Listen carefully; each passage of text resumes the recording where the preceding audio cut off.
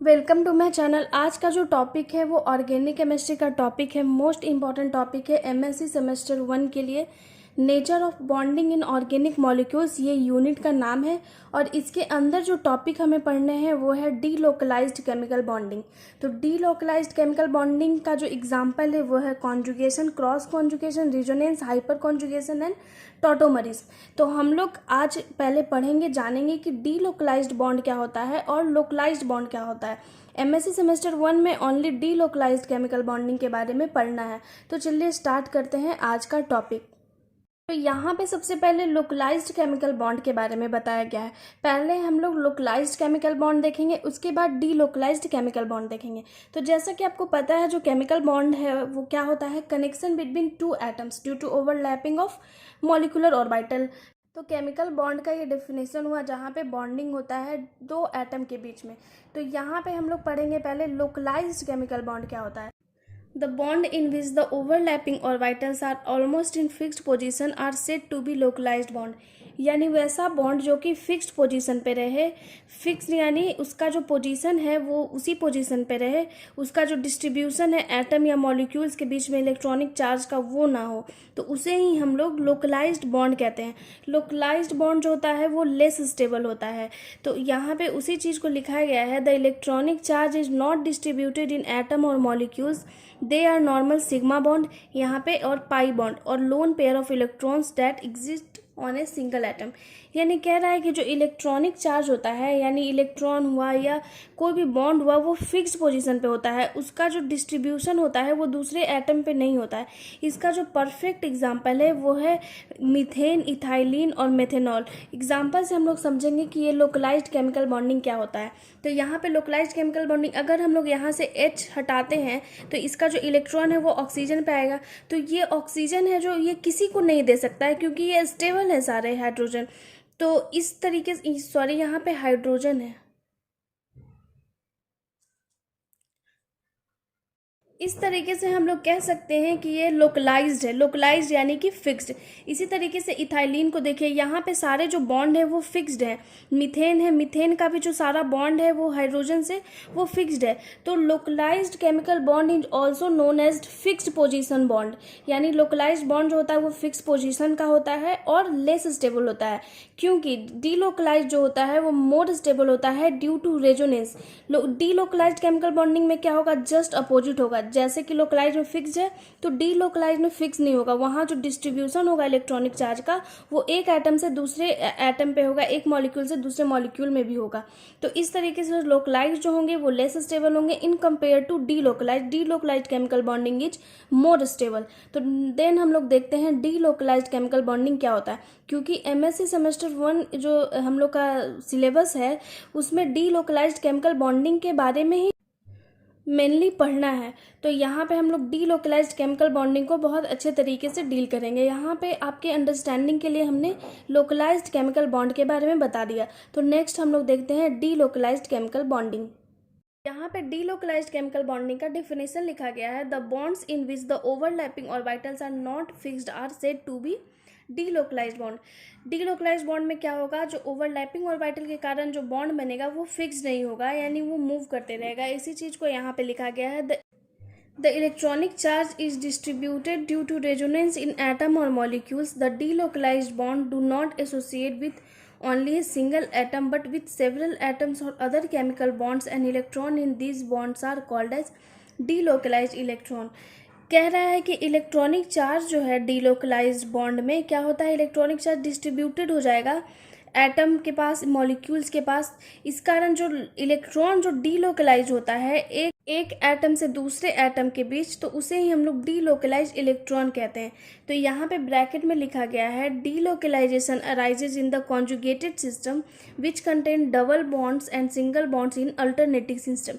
कह रहा है कि डीलोकलाइजेशन जो है हम लोग जनरली देखते हैं कॉन्जुगेटेड सिस्टम में। कॉन्जुगेटेड सिस्टम क्या होता है, अल्टरनेट करके एक डबल बॉन्ड होगा, एक सिंगल बॉन्ड होगा। तो जैसे कि यहाँ पे डबल बॉन्ड है, फिर सिंगल बॉन्ड होगा, फिर डबल बॉन्ड होगा, फिर सिंगल बॉन्ड होगा।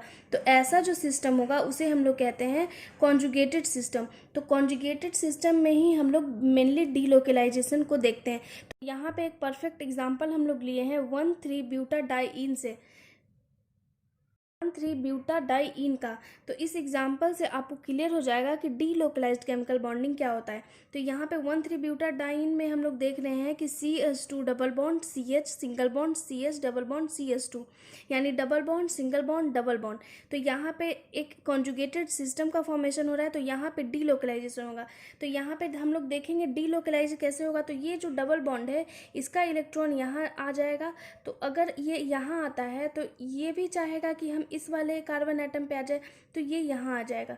तो क्या होगा, इसके कारण इस पे पॉजिटिव चार्ज का फॉर्मेशन होगा और इस पे निगेटिव चार्ज आ जाएगा। तो यहाँ पे हम लोग लिख सकते हैं इस कार्बन एटम पे यहाँ से ये इलेक्ट्रॉन गया तो इस यहाँ पे पॉजिटिव चार्ज आएगा, और जहाँ पे इलेक्ट्रॉन जिस कार्बन एटम रिसीव किया वहाँ पे निगेटिव चार्ज आएगा। तो जैसे ही ये जो बॉन्ड है वो शिफ्ट होगा तो यहाँ पे सिंगल बॉन्ड जो है वो डबल बॉन्ड में कन्वर्ट हो जाएगा और यहाँ पे पॉजिटिव चार्ज आ जाएगा।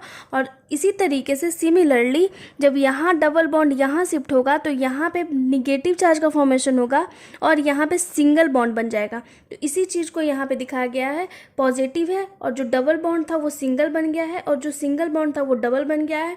ये डबल बॉन्ड था तो सिंगल बन गया है, बस यहाँ पे निगेटिव चार्ज आएगा क्योंकि इसका इलेक्ट्रॉन जो है वो कार्बन पे चला है। तो यहाँ पे हम लोग देख रहे हैं कि जो चार्ज का डिस्ट्रीब्यूशन है या बॉन्ड जो है वो मूव कर रहा है, डबल बॉन्ड सिंगल बॉन्ड में कन्वर्ट हो गया और सिंगल बॉन्ड डबल बॉन्ड में।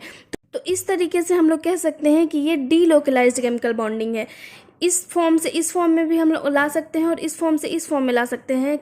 इस फॉर्म में कैसे आएगा, तो जब ये माइनस वाला जो चार्ज है जब यहाँ पे शिफ्ट होगा तो यहाँ पे डबल बॉन्ड का फॉर्मेशन होगा, और ये वाला जो जब यहाँ पे आएगा तो यहाँ पे डबल बॉन्ड होगा, यहाँ पे सिंगल बॉन्ड होगा और पॉजिटिव चार्ज हट जाएगा। तो ये परफेक्ट एग्जाम्पल है 1,3-ब्यूटाडाइईन का डीलोकलाइज्ड केमिकल बॉन्डिंग में।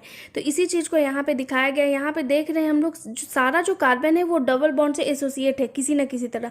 ये कार्बन को देखिए ये डबल बॉन्ड है, इस कार्बन को देखिए इसका ये डबल बॉन्ड हो गया, इस कार्बन को देखिए इसका ये डबल बॉन्ड हो गया, इस कार्बन को देखिए इसका ये डबल बॉन्ड हो गया।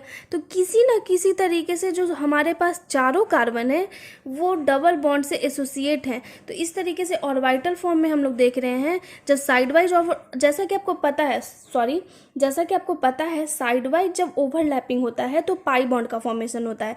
तो इसी तरीके से यहाँ पे ऑर्बिटल के फॉर्म में दिखाया गया है, सारा जो है वो पी ऑर्बिटल का प्लस वाला चीज़ वो ओवरलैप कर रहा है प्लस से और माइनस वाला ओवरलैप कर रहा है माइनस से। इसी तरीके के सिस्टम को हम लोग कहते हैं डीलोकलाइज्ड केमिकल बॉन्डिंग। नेक्स्ट हम लोग देखते हैं, नेक्स्ट एग्जाम्पल हम लोग लिए हैं एसिटिक एसिड का। एसिटिक एसिड के एग्जाम्पल से भी हम लोग अच्छे तरीके से समझ सकते हैं कि डीलोकलाइज्ड केमिकल बॉन्डिंग क्या होता है। तो बहुत ही इजी सा टॉपिक है डीलोकलाइज्ड केमिकल बॉन्ड। तो यहाँ पे हम लोग एसिटिक एसिड का एग्जाम्पल लिए हैं। एसिटिक एसिड क्या होता है, यहाँ पे एसिटिक एसिड होता है CH3COOH। तो इसी चीज़ को यहाँ पे लिखा गया है CH3COOH। यहाँ पे H है तो जब इसी चीज़ को H को हटाएंगे तो H जब हट जाएगा तो यहाँ पे निगेटिव चार्ज आ जाएगा क्योंकि इसका इलेक्ट्रॉन इसके पास आ जाएगा। तो हम लोग क्या करते हैं, ये जो डबल बॉन्ड है इसको सिंगल बॉन्ड में कैसे कन्वर्ट करेंगे, यानी ये डबल बॉन्ड सिंगल बॉन्ड कैसे होगा या सिंगल बॉन्ड डबल बॉन्ड में कैसे कन्वर्ट होगा। तो जब यहाँ पे निगेटिव चार्ज आया है तो हम लोग इस इलेक्ट्रॉन को यहाँ पे जब शिफ्ट करेंगे तो यहाँ पे डबल बॉन्ड हो जाएगा, और जब ये वाला जो इलेक्ट्रॉन है जब यहाँ पे शिफ्ट होगा तो यहाँ पे माइनस चार्ज हो जाएगा। तो इसी चीज़ को यहाँ पे लिखा गया है, यहाँ पे जब इलेक्ट्रॉन शिफ्ट हुआ तो डबल बॉन्ड का फॉर्मेशन हो गया है, ये डबल बॉन्ड है, और यहाँ पे जब इलेक्ट्रॉन शिफ्ट हुआ तो ऑक्सीजन पे माइनस चार्ज आ गया। तो इस तरीके से हम लोग कह सकते हैं कि ये डीलोकलाइज्ड केमिकल बॉन्डिंग का एग्जांपल है। इस तरीके से आप कॉन्जुगेटेड सिस्टम के थ्रू भी पता कर सकते हैं कि single bond double bond single bond, इसी तरीके से double bond single bond double bond single bond. तो इस तरीके से हम लोग कह सकते हैं कि जो डीलोकलाइज्ड केमिकल बॉन्डिंग होता है उसका जो इलेक्ट्रॉनिक चार्ज होता है या बॉन्ड होता है वो डिस्ट्रीब्यूटेड होता है हर एटम के पास, हर मॉलिक्यूल्स के पास। यहाँ पे कुछ इफ़ेक्ट्स हैं डीलोकलाइजेशन बॉन्ड के कारण। तो जैसा कि आपको पता है डीलोकलाइजेशन बॉन्ड जो होता है वो मोर स्टेबल होता है due to movement of electronic charge. जैसा कि आपको पता है अगर किसी एटम या मॉलिक्यूल्स के पास जो चार्ज है वो मूव करते रहेगा, यानी उसका जो एनर्जी है वो बटेगा, तो जो मॉलिक्यूल या एटम होगा वो स्टेबल होगा। तो फर्स्ट जो इफेक्ट होता है वो बॉन्ड लेंथ पे इफेक्ट पड़ता है। क्या होता है, it changes the normal value of bond length in the single double and triple bond. क्या करता है, नॉर्मल वैल्यू जो होता है कि बॉन्ड लेंथ का, यानी सिंगल बॉन्ड का जितना भी नॉर्मल वैल्यू हो बॉन्ड लेंथ का, डबल बॉन्ड का या ट्रिपल बॉन्ड का, तो उसके जो वैल्यू है उसमें थोड़ा बहुत फ़र्क आता है। सेकेंड जो इफेक्ट होता है डीलोकलाइजेशन के कारण, वो क्या होता है, effect on movement of electron, यानी electron can freely move due to delocalisation. Delocalisation के कारण ही जो है इलेक्ट्रॉन जो है फ्रीली मूव कर सकते हैं। थर्ड जो इफेक्ट होता है वो उसके स्टेबिलिटी पे इफेक्ट डालता है। Due to delocalization of bond leads to decrease in energy of system and hence stability increases. जैसा कि आपको पता है स्टेबिलिटी कैसे डिटरमाइंड होता है, किसी भी मॉलिक्यूल या एटम के एनर्जी के कारण। तो जब डीलोकलाइज्ड होगा बॉन्ड, यानी जब उसका मूवमेंट होगा एक एटम से दूसरे एटम के बीच में, तो एनर्जी जाहिर सी बात है कि डिक्रीज होगी। तो जब एनर्जी डिक्रीज होगी तो उसका जो स्टेबिलिटी है वो बढ़ेगा, क्योंकि जिस एटम या मॉलिक्यूल्स के पास एनर्जी जितना कम होगा वो उतना ही स्टेबल होगा। तो इस तरीके से हम लोग कह सकते हैं delocalization chemical bond is more stable than localized chemical bond. तो आज का जो टॉपिक है डीलोकलाइजेशन क्या होता है और लोकलाइजेशन केमिकल बॉन्ड क्या होता है, वो यहीं पे ख़त्म होता है। नेक्स्ट टॉपिक में हम लोग देखेंगे रेजोनेंस, उसके नेक्स्ट टॉपिक में देखेंगे हम लोग कॉन्जुगेशन क्या होता है, क्रॉस कॉन्जुगेशन क्या होता है, फिर देखेंगे हाइपर कॉन्जुगेशन क्या होता है, टॉटोमरिज्म क्या होता है। हर एक टॉपिक हम लोग पढ़ेंगे नेक्स्ट क्लास में अलग अलग वीडियो में। तो अगर आपको मेरा वीडियो अच्छा लगे तो ज़्यादा से ज़्यादा लाइक कीजिए, शेयर कीजिए, सब्सक्राइब कीजिए। Thank you so much.